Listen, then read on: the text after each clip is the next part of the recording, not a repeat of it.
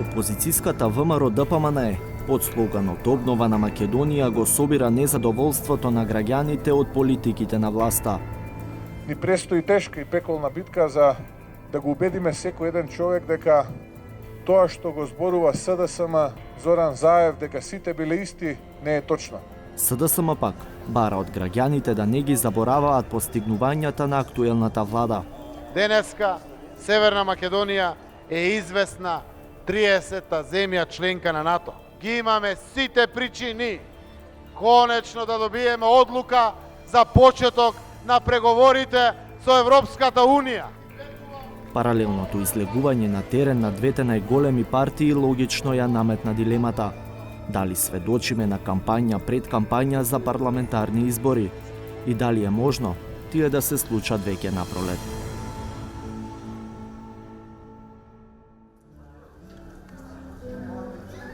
Ресен е уште една станица на карванот на ВМРО ДПМН во серијата средби под мотото Обнова на Македонија. Зборно место беше плоштадот Цар Самуил. На двата штанда младите од партијата ги пречекуваа граѓаните кои имаа можност писмено да ги соопштат проблемите што ги мачат. Проблемот кај нас во Јанковец, водата, не идат ни поправка да ни направат, например, од пролетер. Преспа се соочува одамна со јаболкото, пласманот на јаболкото, конзумното јаболко, па и индустријското јаболко. Луѓето млади се, имат се ангажирани за јаболката, кои сакаат да останат тука, а да работат, а не може да добијат пари.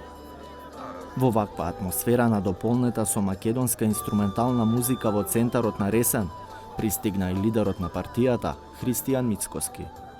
Речиси половина од својот говор тој го посвети на економијата, но и на потребата за враќање на македонизмот, за потоа да побара поддршка од сите етнички заедници. Албанската, турската, ромската, бошњачката, српската, влашката, сите останати. Вие сте наши соседи, пријатели, браќа, сестри. Поддржете го ВМРО ДПМН и поддржете ги сите оние кои што нудат развој, родолюбие, базирано на вистинска основа. Осврнувајќи се на грешките на ВМРО ДПМН од минатото, Мицкоски побара прошка од граѓаните, а ја критикуваше и актуелната власт. Го прашавме дали Обнова на Македонија е кампања пред кампања за избори. Јас сум свесен дека сте навикнати на кампански средби со граѓаните, но ние се трудиме како Народна партија да бидеме целото наше време заедно со граѓаните, да разговараме очи во очи, да можеме да ги слушнеме нивните проблеми, да ги слушнеме нивните маки, се разбира понатаму тие проблеми, тие маки да ги преточиме во одговори и решенија во нашите политики. Делот од таквите редовни теренски активности на ВМРО ДПМН се и овие кои што ги опфаќа обновата за Македонија, потоа ќе има некои други теренски активности така натаму. Се надевам дека што поскоро ќе имаме и кампања за едни предвремени парламентарни избори, каде што ќе можеме исто така да разговараме и за политиките кои што се резултат на сите овие наши теренски активности и средби со граѓаните. А дали и кога би се одржале предвремени избори, Мицкоски е свесен дека нема доволно гласови во парламентот за сам да реши за тоа. ВМРО ДПМН е подготвена веднаш да има предвремени парламентарни избори, тоа сме го повториле многу пати во минатото, но очигледно дека тој кој што вели дека блеска, практично се плаши и моли Бога да нема предвремени парламентарни избори, за да може уште некој месец да ја продолжи својата политичка кариера, да може Рами Лука да потрае уште некој месец, се разбира, и тој во овој момент гледаме дека бега од избори за да не биде поразен онака како што навистина ќе биде поразен од страна на граѓаните.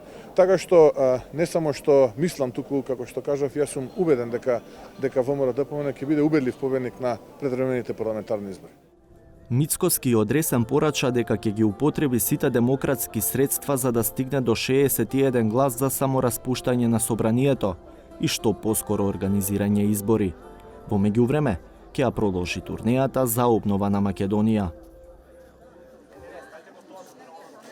Ден по собирот на опозицијската партија во Ресен, своја промоција имаше карванот на владеачката СДСМ под слоганот на прав пат. Првата од серијата трибини беше закажана во Штип, во Домот на културата Ацо Шопов. Како што штандовите со беџови пред влезот се празнеа, така салата се полнеше.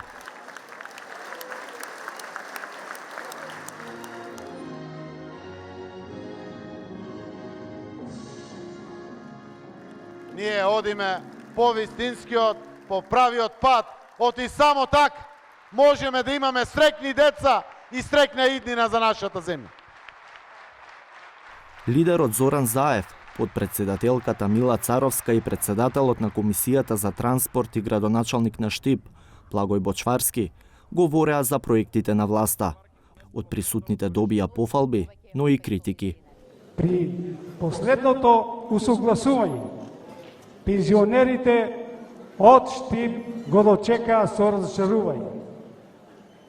Зашто очекува обеќање, онај даден збор од премиер, те се примери. Тргнавте со надворешна политика, стигнавте далеку, ама застанете. Обратите се на корупцијата, прво во здравството, второ во судството. Оваа борба која што сега се води ја има единствената цел да испрати порака до секој дека не се исплаќа да влезе во корупција.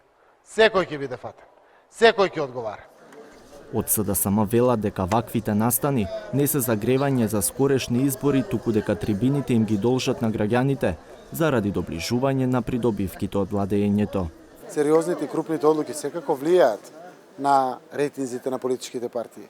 Кога носевме одреден вид на одлуки, имавме расти до 9% водство пред ВМРО ДПМН.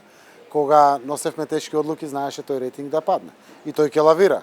Нормално е граѓаните согласно своите очекувања да буквално одлучуваат како ќе не вкрстат, како ќе не мерат, дали ќе не носат во опозиција, дали ќе не подржат уште еднаш власт. И тоа е работа на граѓаните. Ние со нашите одлуки кои што ги донесовме како влада, рековме дека прв приоритет е едината на државата и секако граѓаните.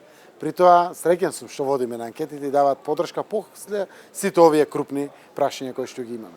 Кога и да се случат изборите, јас знам дека оваа политичка гарнитура ќе добие уште 4 години шанса. Заев засега не испраќа сигнали дека би можел да прифати избори на пролет, како што бара опозицијата. Опозицијата, ако ги каже аргументите, и тие аргументи истежнуваат, ние сме секогаш подготвени за избори. Нашите аргументи се сосема спротивни, заради тоа што државата, после заокружувањето на овој меѓународен план, на интеграцијските процеси, треба да го искористи не секој месец, секоја недела, секој ден, буквално, за да се преточат придобивките кон граѓаните. Граѓаните да ги почувствуваат тие придобивки.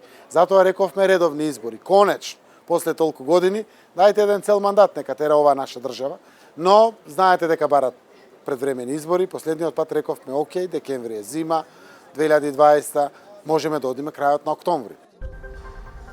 Универзитетскиот професор по политички науки Ненад Марковиќ смета дека активностите на терен на двете партии се предизвикани од неизвестноста кога ќе се одржат следните избори, на пролет или за една година од сега. Во анализата на потезите што ги влечат власта и опозицијата во овој период, Марковиќ позитивно гледа на ангажирањето на 16 стратешки советници од лидерот на ВМРО ДПМН. Ја поздравувам оваа иницијатива на ВМРО да ангажираат нова, свежа крв, условно кажано, искусни, видни интелектуалци, кои се при тоа повеќето тие луѓе и лично ги познам, кои се доста и умерени, да речем, ќе модерираат таа некоја радикална политичка енергија со која ВМРО стално кокетира, што никогаш не ми се допаѓало, како што веќе реков. А од друга страна, мислам дека треба уште од неколку лица да се ослободи, за да го ослободи баластот и привидот дека они се под контрола на Груевски, нели некаква далечинска врска со Будимпешта. Така да во таа смисла они имаат уште малку да го заокружат тој процес како би можеле релативно со чист образ да излезат на избори. СДСМ пак, според Марковиќ, е пред предизвикот да ја санира штетата од случајот во кој е вмешана Катица Јанева. Штетата која Јанева ја направи на СДСМ, иако не мислам дека треба да има директна врска меѓу двата субјекта, е непоправлива. Не знам каков ќе биде исходот, мораме да почитуваме презумпција на невиност. Меѓутоа факт е дека таа штета е нанесена и дека контрола на штета во такви ситуации можете да вршите во многу ограничена мерка. Шансата на СДСМ е сепак во тоа да добиеме датум за ЕУ, за да имаат навистина чист образ да кажат дека понудиле завршиле два крупни процеса, што да не се лажеме, не е мал политички капитал кога излезете на избори. Ако некој 30 години не знал како да отвори преговори со ЕУ и да влезе во НАТО, а некој друг успеал, тоа не е ни малку, да речам, лоша карта ако излезете на избори. Токму очекувањето дека и датумот за преговори со ЕУ и членството во НАТО ќе се случат во следните месеци, како и предпоставката дека власта со тоа би ќарила одредена подршка кај гласачите, го тераат Марковиќ да ја држи отворена опцијата за избори веќе во март или април. 19 април се смета за последен можен термин за брзи избори, бидејќи на 23 април ќе започнат рамазанските пости, па во 30 дена што следуваат, кампања не е можна.